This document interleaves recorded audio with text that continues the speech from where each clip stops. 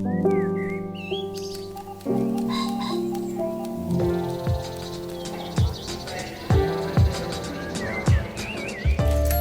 Stephen Metcalf, and this is the Slate Culture Gabfest Brad Pitt's Victory Lap edition. It's Wednesday, July 2nd, 2025.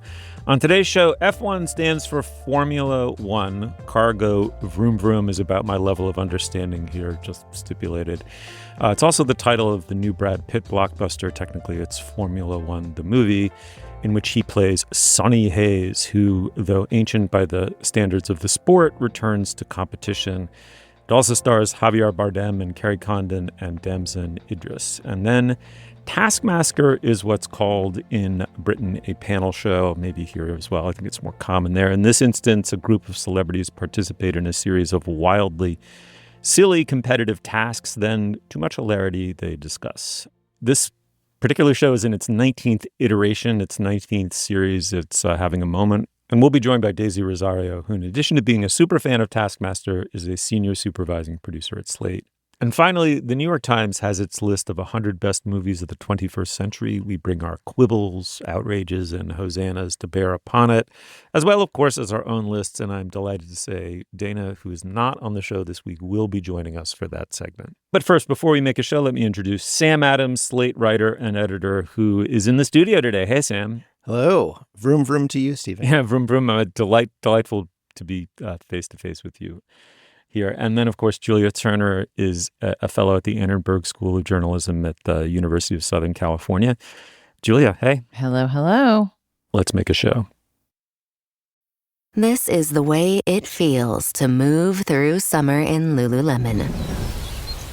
Iconic Align softness without the front seam. For our smoothest look and feel ever. Summer won't know what hit it. Stretch your limits in the non-stop flexibility of the new Lululemon Align No-Line Pant in select stores and at Lululemon.com. This message is brought to you by Apple Card. Get 3% daily cash back when you buy an iPhone 16 with your Apple Card at Apple, subject to credit approval. Apple Card issued by Goldman Sachs Bank USA Salt Lake City branch. Terms and more at applecard.com. F1 stands for Formula One. That's open wheel style of auto racing, as opposed to anybody? I don't know, man. NASCAR? Drag racing? Hey, you got it. NASCAR. I mean, opposed to drag racing. Well, drag racing as well. Drag racing can be either, I guess. Anyway, what do I know? Scarcely Former anything. Sports Illustrated women editor here, Steve. John. One of the points of this movie is women can know a lot about racing, too. Uh-huh. Or in my case, a jot more than you might expect. There you go. I have been amazed to discover over the last few years that F1 is now improbably the most popular sport in the world by viewership. It seems to have surpassed football, or as we parochially call it, soccer. It's also the title, incomplete, of the new Brad Pitt vehicle, F1, the movie. He stars, as I said, as Sonny Hayes. He's a former auto racing prodigy who inexplicably disappeared from the circuit decades ago and now works as a kind of no-name gig driver, racing here and there. But by the standards of the sport, he's an old man, a very old man, ancient, in fact, when out of the blue, his old rival and now friend, played by Javier Bardem, shows up with an offer we know he can't refuse. How do we know he can't refuse it? Because we paid $20 to watch a Brad vehicle. Brad vehicle. He changed his last name to Vehicle for the film. You know. I mean, already aptly named Pitt, right? I mean, but anyway, let's just go with it. It's nothing if not a vehicle. Anyway, we knew because we got 3 hours to go and we laid down our $20. Of course he's going to do it. The film also stars Damson Idris as a young hotshot teammate / rival frenemy. Carrie Condon is the lead engineer of the team and a meet cute and flirt interest in the movie. Okay, in the clip we're about to hear, Pitt is showering because who doesn't want to see Brad Pitt in a shower? While Javier Bardem tries to talk him into joining their beleaguered F1 team, which is on the verge of failing completely. You got an entire assembly line of kids raised on a simulator. No, I don't have time for some kid to learn how to come in 10th. I don't. Well, you don't just walk off the street and pilot a rocket. Yes, you can if you've done it before. That's the whole point. Louis Chiron was 57 years old when he won the Monaco Grand Prix. Who was who? Philippe Tancelang, 56 years old. You just Googled these names, didn't you? Some people look at Sonny Hayes, they see a guy who lives in a van, a gambling junkie who missed his shot. Wow, Ruben, you are really selling this. But I see a guy who makes teams better. I see experience. I see know-how. You're off your meds. My rook is a phenomenal talent. Phenomenal. But he's young. You know what he lacks? Maturity. You plus him, boom. I got a team. I mean, Brad Pitt in a shower, Javier Bardem as a bullshitter wearing a $8,000 suit. What is not to love, right? Sam Adams, you wrote about this for Slate. What'd you make of it? I mean, I could speak volumes just about Javier Bardem's suits in this movie. They are truly glorious. I know that we're supposed to be ogling Brad Pitt, but I kept just being, drawn to the menswear there. The easiest way to explain this movie, it's the same director as Top Gun Maverick. It's one of the screenwriters of Top Gun Maverick, and basically the same mold is that movie. You take an aging star, put him with some sort of younger rising stars, teaching them the ropes of this dangerous sport/profession. Bingo, you got us a movie. The difference here is that Brad Pitt's character, rather than sort of the greatest fighter pilot who's ever lived, is sort of a has-been / never was. He had this catastrophic crash right as he was on his way up. Sort of did basically kind of the stock car circuit for 30 years. And then his old teammate, Javier Bardem, who's now like a sort of generic super rich guy, owns this team, but is about to lose it because they can't seem to not only win a race, but can't even finish in the top 10. They're just complete trash. They need an old veteran to come in and show their young hotshot the ropes. So you could pretty much write the rest of the screenplay yourself. It feels a little bit like that is, in fact, how they put it together. The fact that in that little clip we're playing, Javier Bardem is basically, sounds like he's pitching into the studio. Oh, he's a gambling junkie who's down on his luck. This is just, this is like the half-sentence character description when the guy first comes on the scene, and that is... But it's not trying to fool you into think, you're here it's doing anything else. You are here to watch Brad Pitt. You're here to watch him take his shirt off multiple times and go vroom, vroom in a circle real fast. And it does exactly what it says on the tin. Julia, I'm so curious. Did you follow this around and around and around in circles or no? This movie is a very fun ride. It is old-fashioned. It is a little bit too long. It raises various questions for me that we'll get to in a minute. But the combination of the pacing, the cinematography, the music, the Hans Zimmer. I'm not always the biggest Hans Zimmer fan, but it's like straight down the middle and it really freaking works. You're like, go, go, go, go, go, go faster, go. I found myself very, very wrapped up in the races. The film does a pretty good job, explaining what they're up to and what their strategies are. Like the schematic storytelling and bringing you into the world of F1 is pretty efficient. The thinly sketched love story is just extremely elevated by Carrie Condon being the woman who plays it, who just seems so grounded and three-dimensional and real and human that it works against all odds. I will say, Steve, I know you saw the movie Gran Turismo, or I think you did actually. Maybe we watched it for the show a week that you were out. I was out. Okay. Sam, did you see Gran Turismo? I think it's going to be revealing when I say I think so. Okay, this is a F1 movie from a couple of years ago that literally has the same plot. Not exactly, because the plot there is that a kid who's very good at a video game simulator wins a contest and becomes a driver, and then a crusty old white guy played by Hold on, I'm just looking up what I wrote about it. So in fact, apparently I did. There's textual evidence. David Harbour. Yeah, is skeptical about training up the young guy, and various amounts of screen time are spent explaining tires. What's the deal with tires? Got to change your tires, a different tire. It's just there's only so much that can happen, I guess, in an F1 movie. There are shots of the old guy running around the track to emphasize that even though the sport is all about machines, the men themselves must be strong and grounded in reality. It's just the same movie. It's a way worse movie, or at least it's a way less souped up machine. It actually was a pretty fine movie. I thought I enjoyed it, and I think my husband saw it twice because then he took my kid to it. But it's really very, very similar plot wise, and who cares? It's interesting. There are a few moments The moments where Brad Pitt is eye candy / acting through his subtlest gestures of contempt, fury, passion, disappointment, pain work well. Then there's a scene where they actually ask Brad Pitt to like act and explain the heart of the whole thing that is really not great. And you're relying a lot on Carrie Condon's response to suggest that perhaps you have witnessed a great speech. But apart from that, I would not say it reaches the level of Top Gun Maverick, but it has a lot of the same muscle and is pretty fun. I mean, what's not to not love here, really, when you look at it? This F1 itself brings together billionaires, loudness, speed, danger, egregious fossil fuel use, and a Roman style of spectacle. I went in thinking I would hate this movie. It has a guy's guy mentality at its heart. He's still the hero ultimately. He's not ironized at all. He's grizzled, wounded, heart of gold, balls of steel, yada fucking yada. Hero. It was 2 hours and 36 minutes long. I thought, this is just going to be wretched. And I was never, ever bored.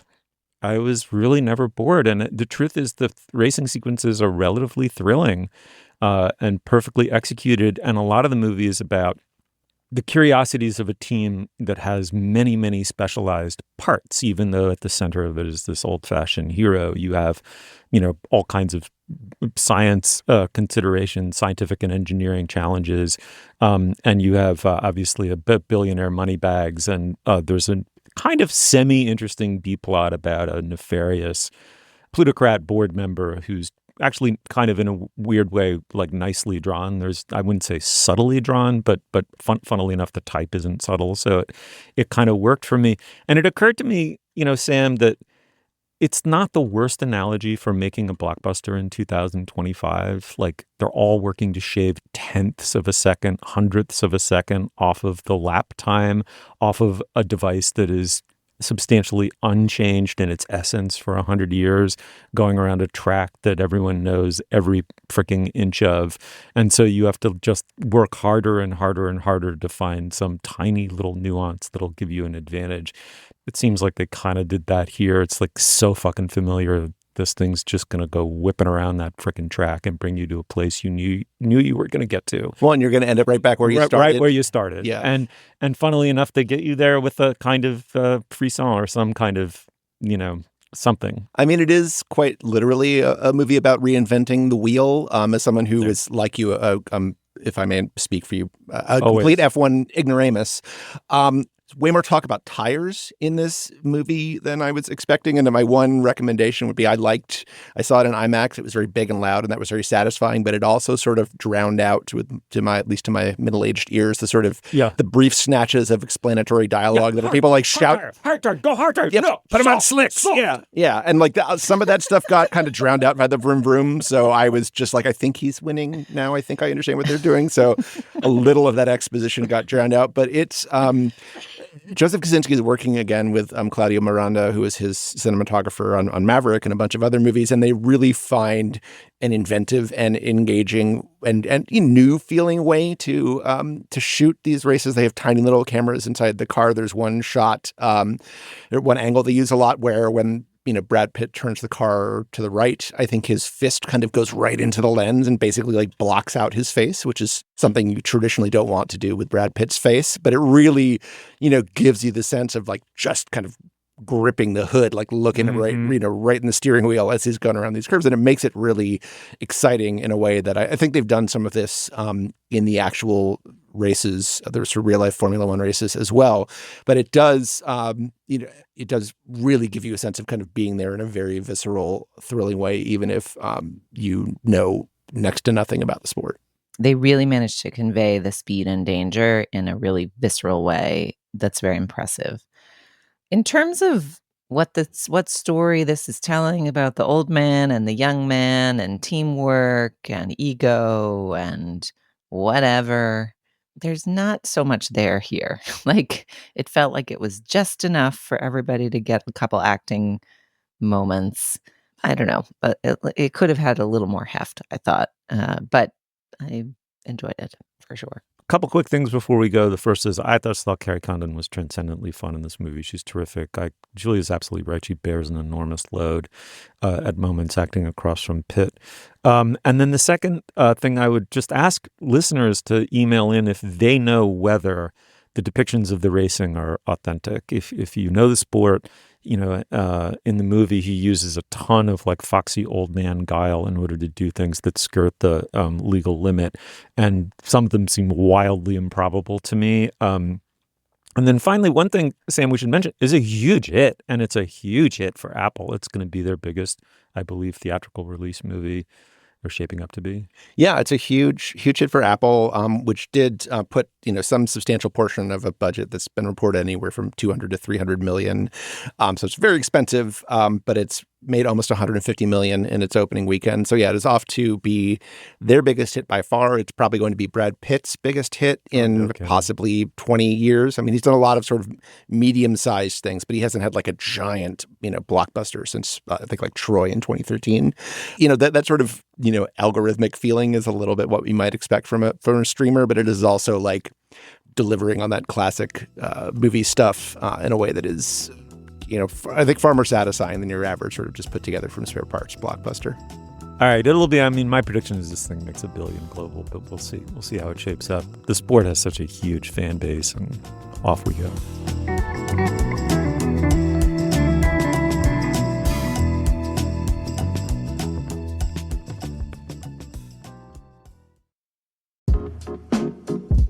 Okay, our next sponsor for the Culture Gabfest is Quince, Quince, the wonderful maker of clothing, a clothier, if you will. They've earned the title. As listeners to this show know, Dana and I love the company, principally because we love the products and also what the company stands for in terms of practices. So let me talk to you about my latest Quince adventure. Today, I wore a wonderful 100% European linen top for men's, long sleeve, breathable, a deep, sexy blue. I love this item. And forthcoming from Quince, which I really want to focus on, is the European linen beach pant. Because what says summer more than strolling along a California zephyr hitting you full body and your legs billowing slightly because they're swathed in linen, European linen, I mean. Give your summer closet an upgrade with Quince. Go to quince.com/culture for free shipping on your order and 365-day returns. That's QUINCE.com/culture to get free shipping and 365-day returns. Quince.com/culture.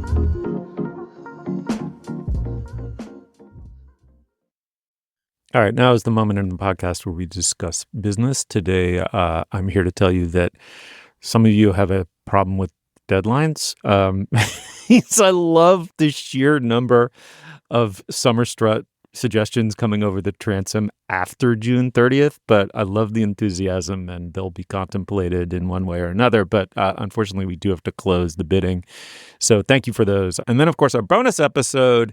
We got the idea for our the subject of this one from a New Yorker article written by an intimacy coordinator. It made us think both about that, with the sort of everything is a dirty pun. I was going to say it was pegged to that article, and now I was going to say the ins and outs. Can I fucking grow up? I need to grow up. Producers like slashing throat gesture, like. Move it on, Metcalf. Anyway, in all seriousness, Wither the sex scene, I think, was one of the things we wanted to get to in that segment. So, my sense is that since the 1970s, when they were prevalent, if not absolutely mandatory, something has changed. I want to talk to you about why subscribing to Slate Plus is so important for us. It is a huge, huge benefit to us.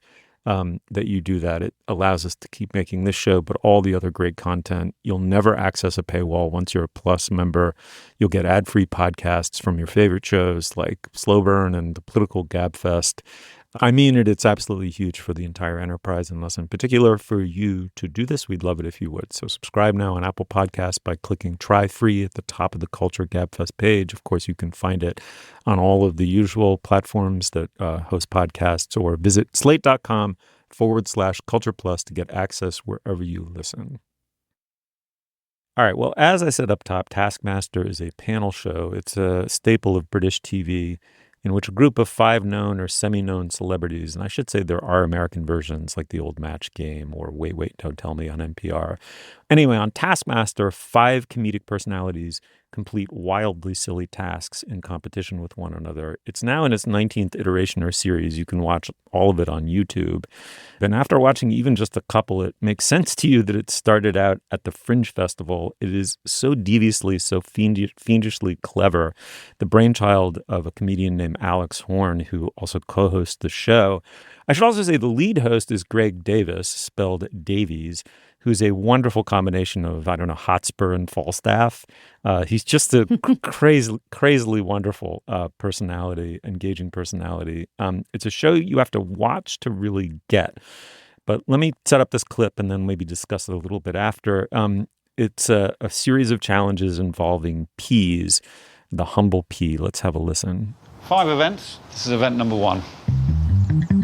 Work out which pillow the pea is under. In the fewest guesses, you have 3 minutes. Well, it could be any of them, couldn't it? Could be. I think it's that yellow one. Right. Chop, chop. Not under there. The green one next to it, please. Right. No. The order of colours changes around here. Oh, that's interesting. Is that arbitrary? Either is or isn't. 6, 8. How many are there? 26. It's a nice number. Whatever, I don't think that makes a difference. 20 seconds to find the pea. That green one over there. No. 2 seconds. Nice find of the pea. Well, that was a waste of time. Yep, I agree. Right, ready for the second event? Wow. Would you mind going back to your spot? If you don't mind, I'd like to just dwell on the regret. Yeah, no, that's fine. We're joined by Daisy Rosario, senior supervising producer at Slate and very, very good friend and close supervisor of this program. Daisy, so exciting to talk to you on mic. I'm so happy to be on this side of it. Thank you, Stephen. That clip, it's a hard time finding a clip for this show. It's very hard to convey its manic energy. And in that one, I should say, the fact that there are 26 pillows, so the tasks often combine the need for a mental hack, right? Where you sort of realize I can hack this thing in order to do it with it, if not relative ease, at least not. It just goes from being impossible to possible. And then the task itself is nonetheless humiliating and incredibly silly. And in this one, it begins with you having to figure out that 26 is the number of letters in the alphabet. So you're picking up the one that would represent the letter P. It evolves around a pun.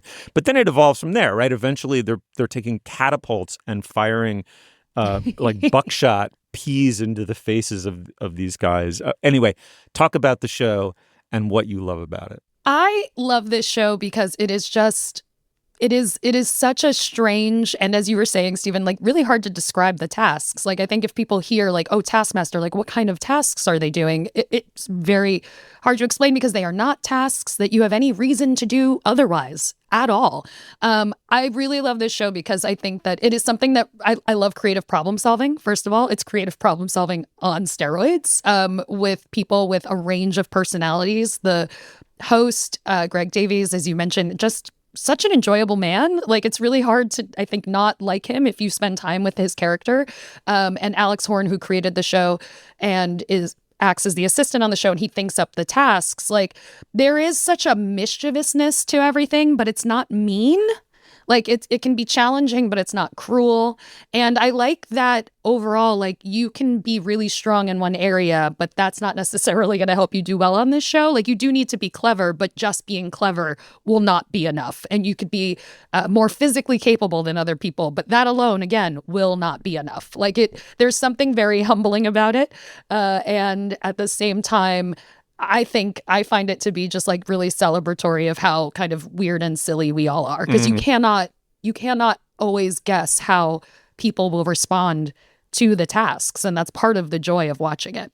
Yeah, I mean, so much of the genius of the show is in how really fiendishly these things are designed. Julia, it's almost like Jackass, it reminded me occasionally in this way. It's otherwise nothing like Jackass. But you're not worried about them. Well, right, exactly. In addition to being lowbrow and very, very funny, you are watching almost what count as miniature performance art pieces. Julia, what'd you make of this? So I will say I was excited to watch this. We'd heard raves about it from Amy Nicholson, I think, who endorsed it when she came on a couple weeks or months ago, and then learned that Daisy is a super fan. And in general, the show, which, as Steve mentioned, is 19 seasons in, seems to be rising in popularity in the United States. There was a failed US version of it, I don't know, 5 or 6 years ago. But this season, the comedian Jason Mantzoukas is one of the comics on the panel. There have been American-born folks on it before, but not people who really are based here and whose careers are here. And his manic goofball energy is very suited to the show, if chaotically so. And he's apparently on it because he's a huge super fan of it and like reached out to them and was like, "Can I please do Taskmaster?" So there seems to be a moment. I was very excited to check it out. I will confess that for the first hour, I found the whole thing off-puttingly British, and I'm as much of an Anglophile as the next person. I tell me something in a British accent, I'll think it's smart and charming. Show me a period drama or a cozy murder mystery, gonna love it. Generally British humor, but there's I don't know, a little bit of a boys' school self-satisfied dorky pun quality that I was like, can I do this? And then I just completely fell for it. Yeah, exactly. The combination of each of the panelists somehow seems to know how to combine genuinely trying to win at a competition reality show and fuck it, I'm just here to entertain you. And they part of the fun of it is watching them choose or sometimes not choose out of sheer frustration which person to be in any given task. Yeah. Whether they're sincerely trying to achieve and befuddled by the task or whether they've just given up and decided to be goofy. It's just a lovely tonal mix, and I think the casting, at least, I haven't gone back. I've just been watching this new season.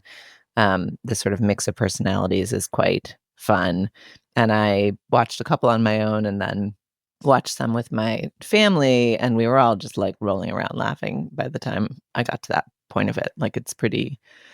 Once they get it set up and get through all the slightly too British preambles, it's just a pretty fun watch. So I'm in. Sam, I'm curious your history with the show and your experience of it. I actually know less about the show than I do about Formula One, which I didn't know was mathematically possible. But I think I was aware that there was something called this, and full stop. And then about 5 days ago, I was like, go watch a bunch of the show. So I struggled with it a little bit, not because of the sort of arbitrary and weird nature of the test, but because the scoring is so odd. There's a part at the beginning of each show where it's bring in something that might be on a middle-aged man's nightstand. And then Greg Davis, who is a former school teacher in sort of classic school teacher favorite, just kind of decides that one gets 1 point and one gets 5 points. And there's no kind of clear metric for that. So it's sort of it's a little bit like watching the Olympics if you didn't know what the events were and neither did the people who were competing in them. Often the task is just the nature of the task is sort of to discover what the task is in the first place and to just sort of flump around until they come upon some envelope that will finally explain what it is they're doing. And then frequently the tasks will sort of be at odds with each other. Like in the Pea Olympics, as I believe they call it, there's a task that's to throw a pea as far as you can. Oh, great job. You won that task. Now your next task is to go find that pea and bring it back. And so, of course, the better you do at the first one, the more screwed you are. But you've thrown it into a field.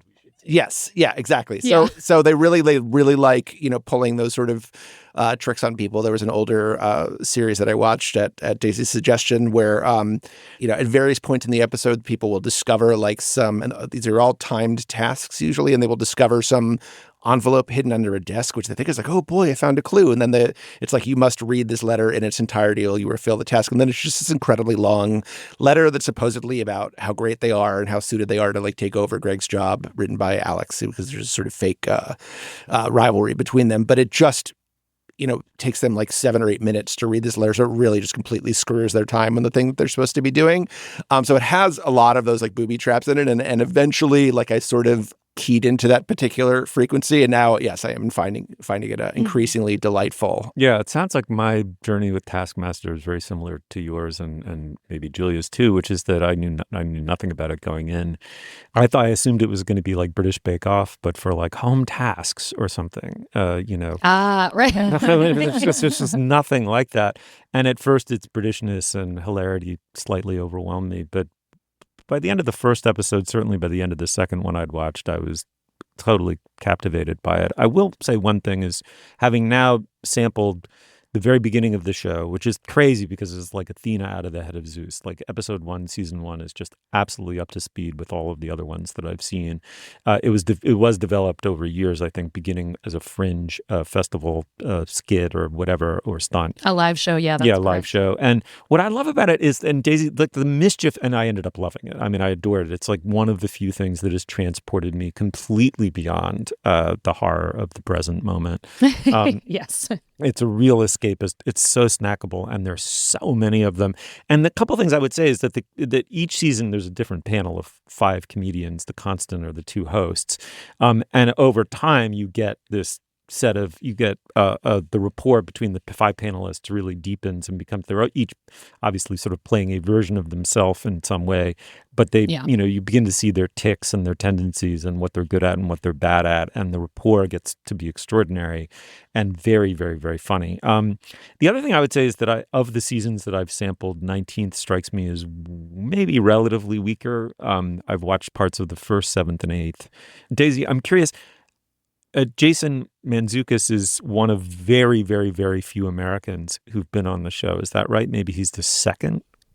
Yeah, he is the first like American who was still living in America to go do the show. They've had some other comedians who maybe live in the UK now but are American by birth or whatever. But yeah, he's the first real American to do it actively as somebody who's not been, making the rounds on other British panel shows, essentially. Mm-hmm.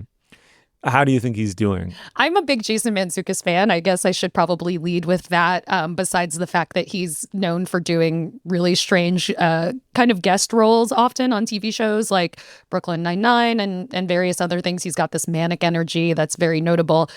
He also has a long, long history with Upright Citizens Brigade, the comedy theater, and I used to work at the UCB. I've worked at the one in New York. I worked at the one in Los Angeles. I was part of the staff that opened the original Franklin Street location in Los Angeles. So he's somebody that I've gotten to see perform in so many ways and do really bizarre late night shows and do all kinds of improv for literally over 20 years now.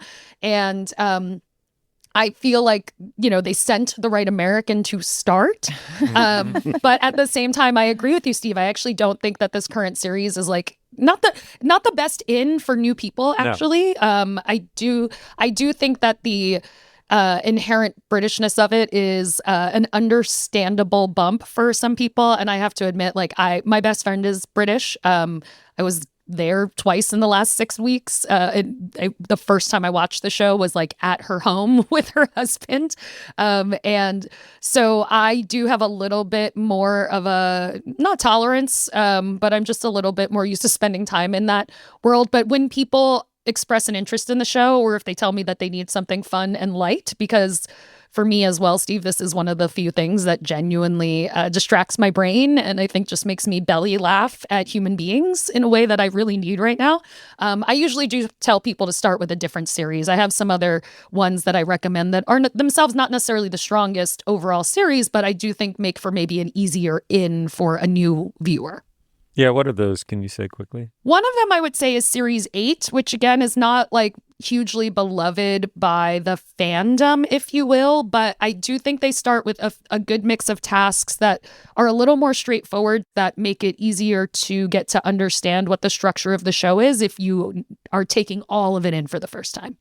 That all makes sense, and maybe I'll go back and try those. I feel like I need to clarify, lest I be dragged through Trafalgar Square, that I love British things and British humor. I'm trying to find a more articulate way for to describe the particular type of British humor that exists here. I feel like within British humor, there is a embrace of and comfort with silliness, like just sheer silliness, that is somehow less prevalent in American comedy. Like, I think our comedy is, I don't know, a little more tart or something. Please help me. Somebody take this baton.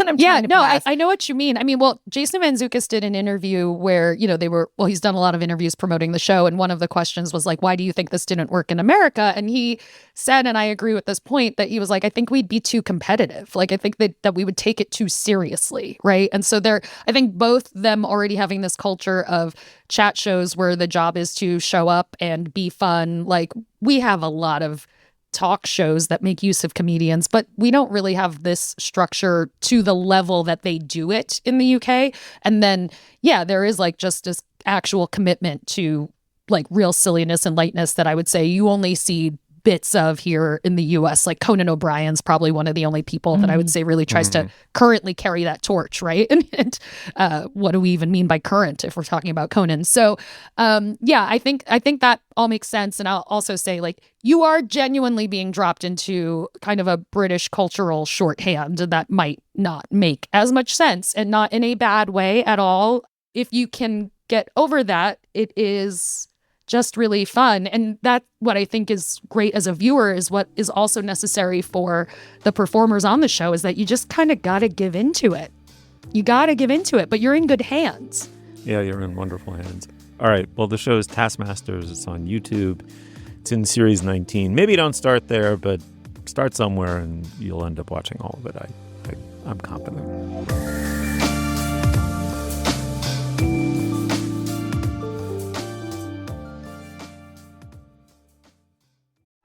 This message is brought to you by Apple Card. Each Apple product, like the iPhone 16, is thoughtfully designed by skilled designers. The titanium Apple Card is no different. It's laser etched, has no numbers, and it earns you daily cash on everything you buy, including 3% back on everything at Apple. Apply for Apple Card on your iPhone in minutes. Subject to credit approval. Apple Card is issued by Goldman Sachs Bank USA Salt Lake City branch. Terms and more at applecard.com. This podcast is brought to you by Progressive Insurance.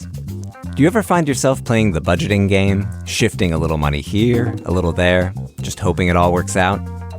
Well, with the Name Your Price tool from Progressive, you can be a better budgeter and potentially lower your insurance bill, too. You tell Progressive what you want to pay for car insurance, and they'll help you find options within your budget. Try it today at Progressive.com. Progressive Casualty Insurance Company and Affiliates. Price and coverage match limited by state law. Not available in all states. All right. Well, I'm quoting now from the New York Times website. More than 500 influential directors, actors, and other notable names in Hollywood and around the world voted on the best films released since January 1st, 2000. And what follows is a list of 100 movies. We're joined now by Dana Stevens, film critic for Slate. Dana, I'm so glad you could make it for this, especially because I know how much you like anniversaries and lists. I'll have you all know this is the nature of my sacrifice for the Gabfest. Today's my birthday, which is why I took the week off the show.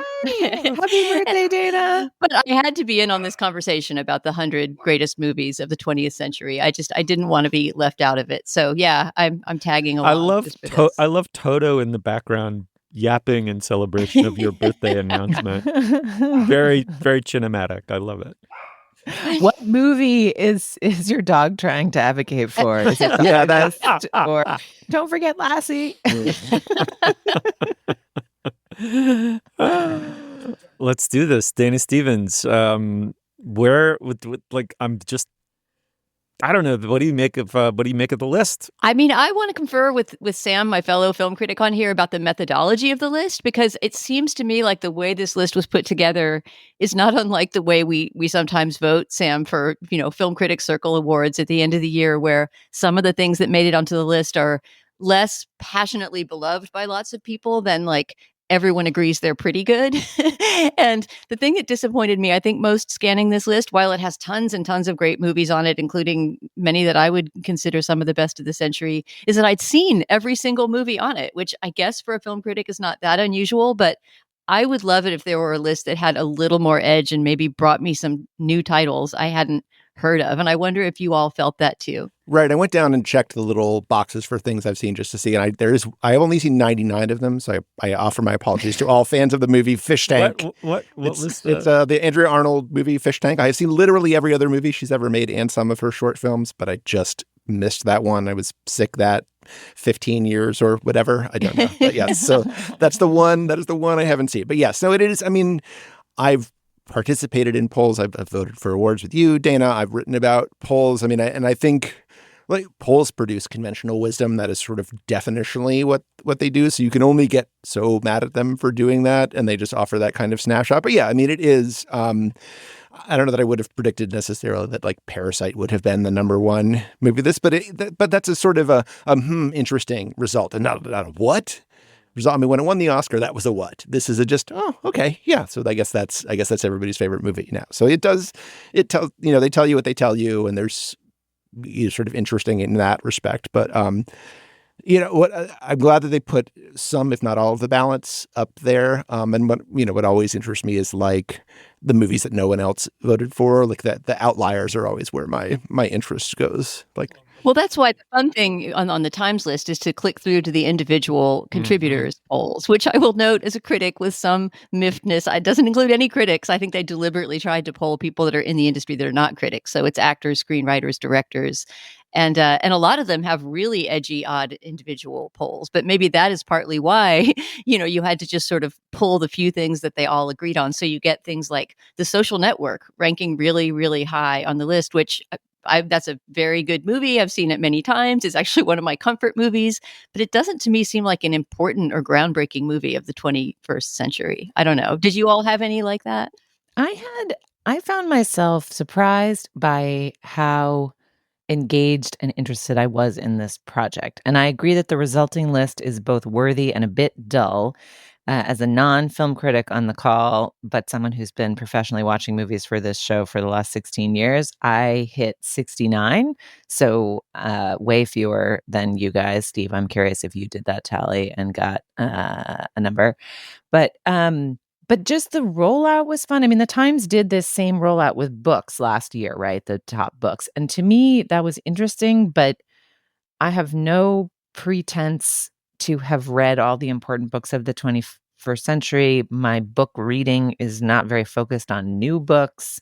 Like, it felt less fun to interact with that list because the world it was encompassing was so vast. Whereas new movies, I do see more new movies than old movies. And I don't know, it just felt like a more comprehensible space to play with as just a, culture fan.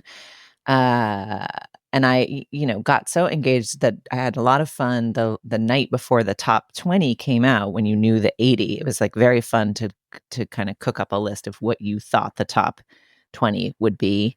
And I got a lot of them right. And the ones that I got wrong were when I perhaps foolishly imagined that movies about or by women might make it into the top 20. Ha, ha, ha, silly me. Womp, womp. Yeah. No, Erin Brockovich. Okay. But yeah, that was fun. And then it was also fun, of course, the tool that allows you to make your own ballot and then thinking about the different ways to make a ballot and whether, what it means to love a movie or think that it's the best. I mean, really, Dana, what it did is allow the rest of us the pleasure of becoming movie list makers and get to try on the hat that you so laboriously take up at the end of every year. And when it's not your actual livelihood, maybe it's just more fun to play around with. Well, first of all, different publications serve different audiences. Lists for like Sight and Sound or AFI are going to be very different, or British Film Institute BFI are going to be very different from what the Times does. I like that it's the sort of middle brow Ouija board that comes up with these titles because there are at least 40 I haven't seen here, and I'm now going to go and watch with some urgency in terms of like just service journalism. It performed that. I agree that you clicking through to see what individual ballots look like is utterly fascinating. You'll find a lot of movies that you wished had been on there that weren't. The whole list, though, is undermined by one absence above all, which just completely, the whole thing is like the Jenga. It's like the one little Jenga piece that when you pull it out, the palace collapses. And of course, the greatest movie of the 21st century, Paddington 2, was left I knew you were going to say that. off of this, which is like, what the fuck are you people smoking? It was well represented on some of the contributor ballots I noticed, which made me happy. Yeah, were there other, I'm curious what other trends. I mean, I mentioned the women part of it, like, okay, Greta Gerwig gets Lady Bird, but neither Barbie nor Little Women. Like, I don't know about that. That seems a little bit like treating her as an ingenue rather than a master, which seems a little fucked. I wonder if Erin Brockovich suffered slightly from people maybe thinking it came out in the 90s, you know, like I had to look it up, but it's crazy to me that movie's not on here. And it's obviously by a man, but it's so much a story about women. I found that one disappointing, but I'm curious what other trends irked you guys. Yeah, I mean, I think I might be less irked about things like Greta Gerwig appearing only once if, for example, Christopher Nolan, her partner in Barbenheimer Weekend, didn't have 5 movies on the list, more than any other filmmaker. I mean, granted, I'm not the hugest Christopher Nolan fan, but that just seems like objectively overrepresentation. That's 5% of the list of 100 movies, and we don't have good fancy math there, Dana. Yeah. I never went past Algebra 2, but that's all I need to be a film critic. But, you know, why not save one of those spots for either another Gerwig movie? I mean, it just seems to me like if you're trying to get some pop movies on there, which they clearly are, Barbie is an obvious choice, and it is obviously an important movie of the film industry so far.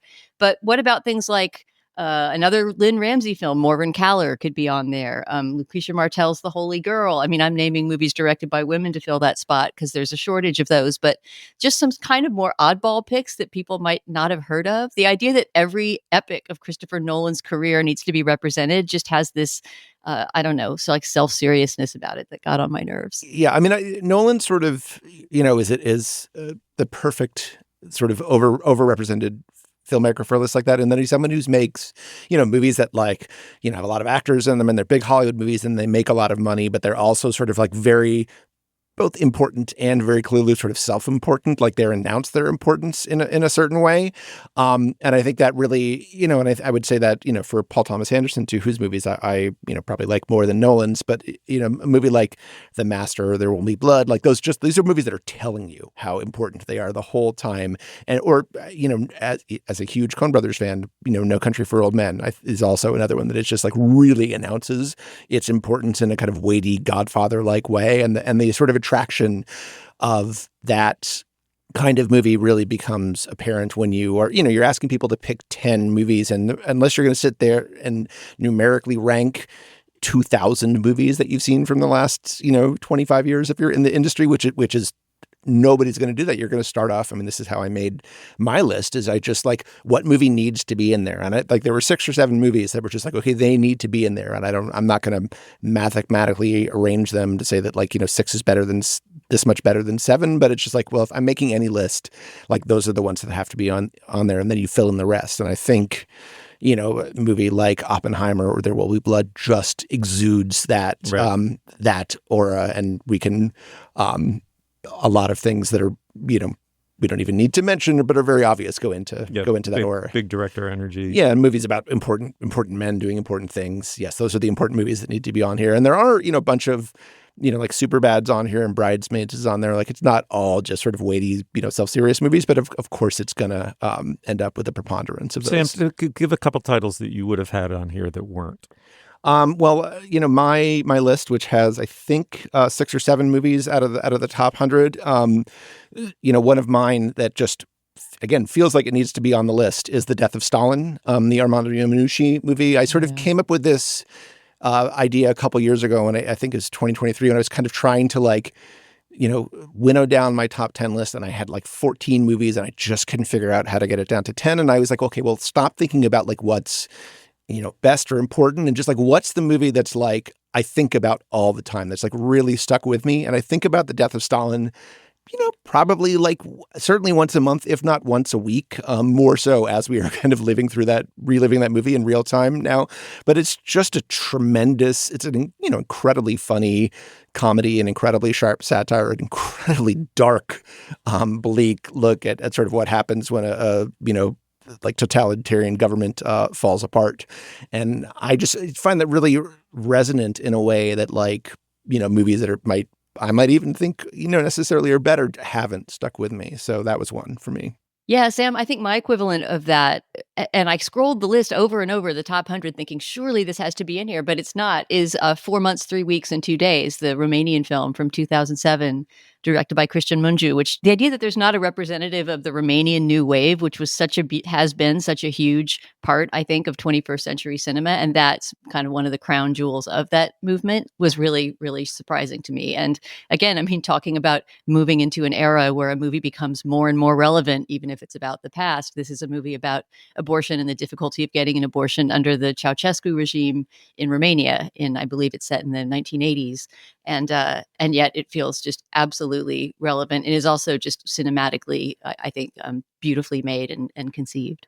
Mine that aren't on the list, I had 4. Erin Brockovich previously mentioned. Mean Girls, I thought I would put that up there instead of Bridesmaid or Superbad. But also, why not both? That's a fucking triumph. I had Do Not Expect Too Much from The End of the World and I'm Still Here, which are both movies we've seen recently. But I'm Still Here for me is one of those ones that I, like Death of Stalin, can't stop thinking about at this present moment. I'm completely with you on Do Not Expect Too Much at the End of the World. That is absolutely just be in my top 10, I think. Nothing by Lucas Moodysson on the list. Unfortunately, I think probably my favorite of his movies is Show Me Love, which is 1999, but Tillsammans, translated as Together, or Lilia Forever might deserve a place. Obviously, Paddington 2. And here's one that comes a little out of left field and probably no one would share readily. I think one of the best movies I've seen in the last 25 years, and I only really realized that on rewatching it, is Meyerowitz Stories, but the Noah Baumbach film that gets a little bit lost in his canon.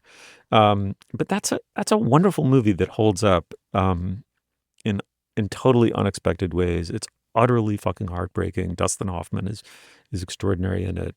Does it deserve to be on a list of 100? Yeah, maybe. In top 10, probably not. But and I just have to shout out Tony Erdmann, a movie that everyone should see if you haven't seen Tony Erdmann. It is just such a fucking masterpiece, and I was heartened. It's on the list, right? It is on the list, and I was really heartened.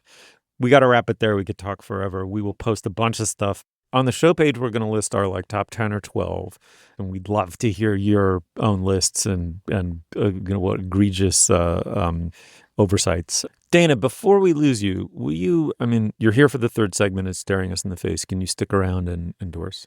Absolutely, by all means. All right, let's move on. Ryan Reynolds here from Mint Mobile. With the price of just about everything going up, we thought we'd bring our prices down. So to help us, we brought in a reverse auctioneer, which is apparently a thing.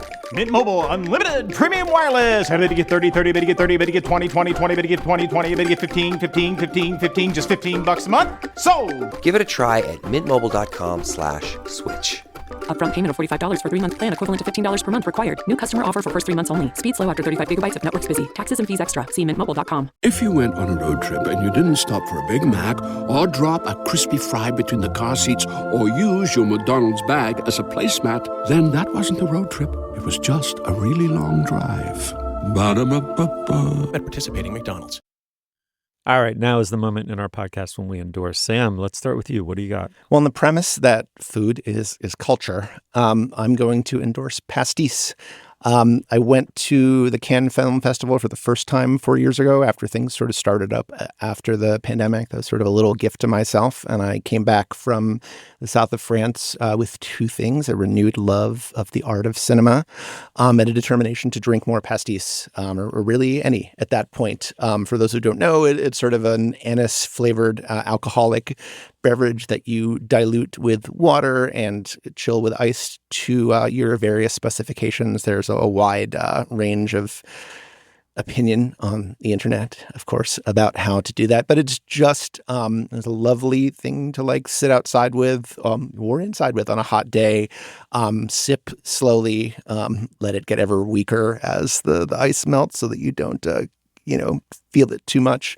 It's just like a lovely practice. I've become particularly enamored of one called Henry Bardouin, which you can get at your reasonably decent local liquor store for under $40. But really just, you can, I think, start anywhere, dilute to your heart's content, sit outside with a good book and drink it slowly. It's just a lovely way to spend an incredibly hot summer day, as we're having a lot of right now. So that's me endorsing the substance, the concept of pastis. I love that endorsement. I don't know pastis. Oh, so good. I'm in for a treat. I associate it with old French guys. Yes. And somebody's playing boules, in the nearby rocky lane as you sip your pastis. Yes, stripy shirt not included, but you do you. All right, Julia, what about you? This is a hyper local. I'm going to pull a Steve here. A friend of mine suggested we meet for lunch at a restaurant near LAX called Tomat, which is like a fancy, delicious Northern European cafe in a chic but low-key space in a strip mall near a strip mall near a strip of strip malls near the sprawl of the airport in LA. And it's so good. And if you're trying to grab lunch on the way to a flight and you've plotted 90 minutes to get there, because sometimes you have to, but then you find yourself with a little extra time, I would suggest you check out Tomat. It's an amazing restaurant in an unlikely place. And I had some very, very good food there. That sounds terrific. I will find that next time I'm in LA. Okay, so here's the genesis of my endorsement. I was sitting in a little coffee shop in Northampton, Massachusetts, happy as a clam. It was super early in the morning, having a very, very accomplished espresso and surfing the Wi-Fi, free Wi-Fi. And I was like, what's that? Is that song what I think it is? Holy fuck, that is Sarah by Fleetwood Mac. It's just overwhelmingly, it's a Stevie Nicks a song as Fleetwood Mac ever did, from Tusk.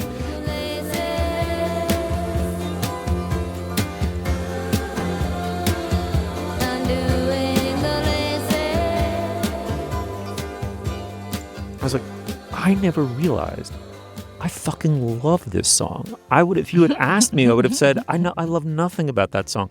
But the funny thing is, I kind of think I get it now and know how to listen to it right, which is that one of the reasons Tusk turned into this sprawling nightmare of an album that's now been rediscovered as a masterpiece is that Lindsey Buckingham really wanted to move beyond the Titanic success.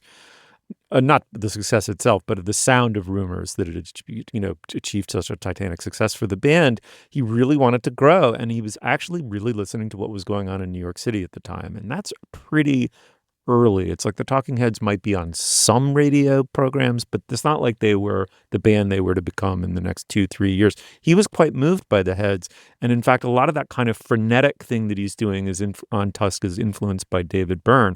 I'm not so sure the song Sarah is not influenced by Suicide and no wave sound, this kind of formless dreaminess that she inhabits beautifully on that song. That song has almost no structure. It's like this fantastic anemone or something. It's kind of moving with the undercurrents of the ocean in a kind of wonderfully unstructured way, but it fucking lands if you listen to it. It's also interminable in the album version, right? It got cut down to whatever 3 or 4 minutes. I think it's 6 going on 7 minutes on the album. That's a great song. Anyway, believe it or not, this is all backstory to my actual endorsement. Okay. I got Julia to snort. I went on a Stevie jag, and I realized belatedly, I have such towering respect for her. She has so many songs that I rediscovered. But there's one frustration if you become a Stevie head or are a Stevie head, which is the album Buckingham Nicks, which she made with Lindsey Buckingham as a folk duo in Cali before they hooked up with Fleetwood Mac to revive that band, which had been around forever. Is unavailable. At least it's unavailable on Spotify. And it's not, I don't know that it's in print. And it kind of disappeared.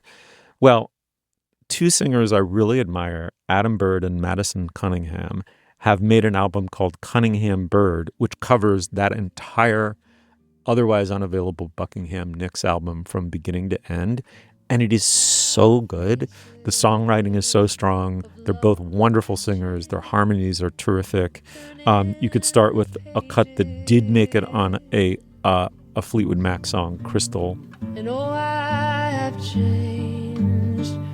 Oh, but you remain ageless. I turned around. But the whole thing is it's just Frozen Love is amazing. It's really great. So I guess what I'm endorsing is Stevie Nicks. I finally get you. I finally see you. I see beyond the witchy woo and the swishy skirt and all of that to the, just astounding genius underneath. And this album, Cunningham Bird, is great. And last but never least, Dana.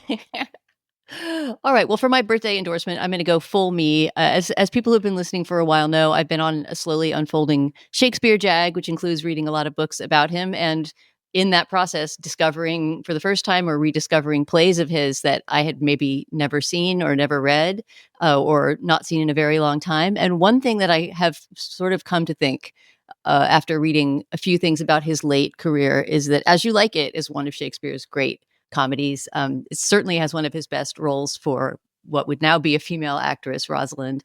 And there's a great production of it on National Theater at home, which unfortunately is a service you have to subscribe to, but it is very much worth it, even if you just want to get 1 month of it and watch a whole bunch of plays, and then you can cut your subscription off. But it would certainly be worth it only for this production of As You Like It, which was done in the National Theater in 2016, I believe.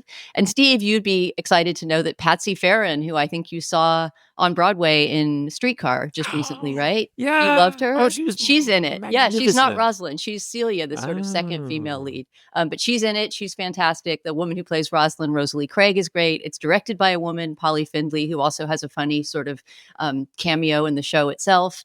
It's I don't need to tell you that it's a great play, but this is a particularly sparkling and witty production of a play that is just so smart and clever and funny about gender and gender swapping and all the things that Shakespeare loved to play with.